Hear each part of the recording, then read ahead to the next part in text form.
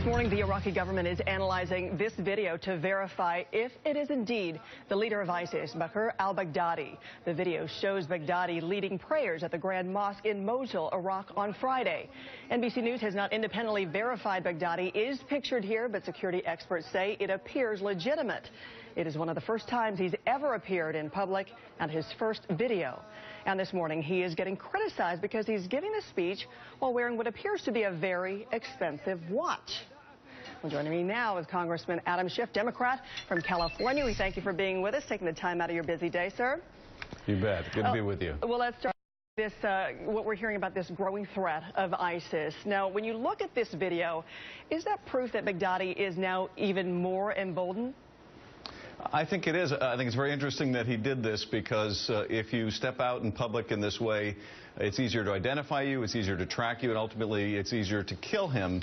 And he must have found it more important for him to try to establish himself, to gain the stature of that kind of public persona in competition with the other al-Qaeda affiliate. And as you know, ISIL has been disavowed from al-Qaeda. So he's trying to attract the followers, these foreign jihadis, to come to ISIL, and I think that's part of the reason he was willing to take this extra risk. But the fact that they hold territory now and are quite secure in that territory allows him to do this. And when you see this video, there are those saying that he looks actually more statesman than thug than bad guy. Well, I think it's part of a propaganda campaign designed to enhance his stature. Whether we'll do so, I don't know, but I think that's certainly the goal behind it.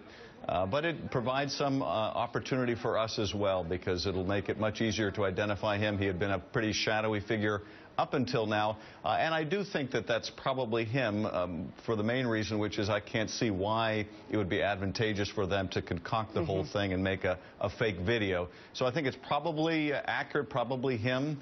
But it will provide some advantages to us, even as it's providing a recruiting tool for ISIL. For others, yes. Okay, let's talk about the situation on the ground. You've said that airstrikes would only be acceptable if they were highly targeted at the leaders of ISIS. Well, you sit on the House Intel Committee, so where is our intelligence on ISIS, and is it possible, as you believe that that's him, that he can be targeted directly? Well, I think our intelligence is getting much better, and part of that is having Americans on the ground in Iraq.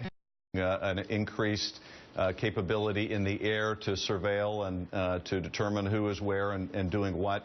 I don't know whether we've reached the point yet of being able to pinpoint individuals well enough to target strikes without killing civilians who are disconnected from the fight, or antagonizing Sunni tribes that have this marriage of convenience right now with ISIL that we want to peel away. There are some other profound legal questions about whether the president can do this, because this is not a branch of al-Qaeda, so it doesn't fit within the more global authorization use force, and the Iraq authorization use force is really antiquated and not on point. So the president would have to rely on his power under Article 2 with a few select people, probably like Baghdadi, which are a direct threat to the United States. He probably has that power. Well, it's clear you have been critical of Iraq's leader, Al-Maliki. So what is it going to take for him to change, or does he need to step down like so many people are calling for? I think he needs to step down. He's not going to change, and even if there were some chance that he would, he's not going to be accepted by the Sunnis or the Kurds. There are many within the Schiff community who don't think he's good for Iraq either. The challenge is, he says he's going to do it. He's very politically wily. He's got a strong patron in Iran. So it's going to be difficult to dislodge him. But at the end of the day, Iraqis have to decide what is best for Iraq, and it's clearly not him. This problem is largely at his making. He drove the Sunnis away by his exclusionary politics, and I think nothing less than getting rid of him and replacing him is going to even hold the chance of keeping Iraq together. Right, let's move on and talk about the NSA. The Washington Post making big news over the holiday weekend, releasing the results of its analysis of NSA data from Edward Snowden, showing that the vast majority of the data collected are of non-targets. The NSA's response to the new report saying, we target only valid foreign intelligence targets under that.